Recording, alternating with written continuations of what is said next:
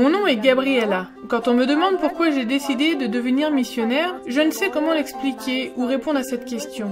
La seule chose que je sache, c'est ce qui s'est passé. Je suis diplômée d'une faculté de droit, j'ai décidé de ne pas devenir avocate et j'ai commencé à enseigner l'anglais au Brésil. C'était bien, j'étais heureuse, j'avais ma propre vie, tout allait bien, mais il me manquait quelque chose. Je ne savais pas quoi. Depuis quelque temps, je priais et interrogeais Dieu. Suis-je supposée faire ce travail pour toujours? Parce que je ne sais pas si je serai toujours heureuse ainsi. Aussi, j'aimerais que tu me parles.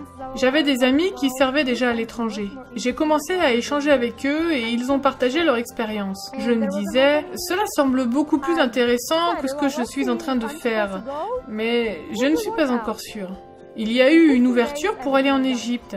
J'ai pensé, bon, voyons, si je suis censée aller là-bas, les choses s'arrangeront. En 15 jours, tout était prêt. C'est alors que j'ai réalisé que Dieu me disait, il faut que tu changes. Il te faut me suivre et me donner ta vie afin que je puisse te donner ce dont tu as besoin. C'est ainsi que je suis devenue missionnaire.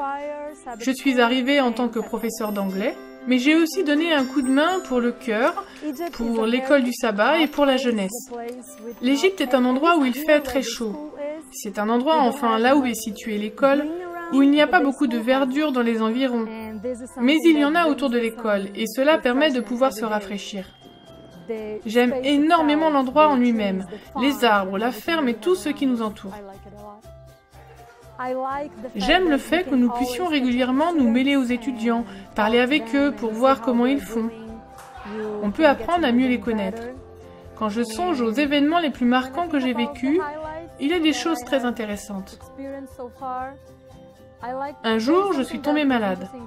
Ce fut le seul jour où je n'ai pas pu aller en classe. Au Brésil, quand un professeur n'est pas là, les élèves sont heureux et ils font la fête. Ici, quand vous êtes absente, ils viennent frapper à la porte et demandent « Mademoiselle, est-ce que vous allez mieux? Pourrez-vous venir demain ?» C'est quelque chose qui vous pousse en avant, car vous sentez qu'ils apprécient réellement que vous soyez là. Quand vous travaillez dans l'émission, ce n'est pas facile, c'est même dur. D'habitude, quand dans les vidéos vous voyez les gens donner leur témoignage, ce n'est que le bon côté des choses. Et c'est là que je peux voir que Jésus doit encore me transformer. C'est un processus dont je pense qu'il ne s'arrêtera jamais. Chaque jour, il fait quelque chose pour moi. Chaque jour, il m'enseigne quelque chose de différent. Je crois que ce qu'il a fait de plus énorme, c'est de me donner un miroir afin que je puisse me regarder dedans. C'est une vraie souffrance que de se faire face à soi-même.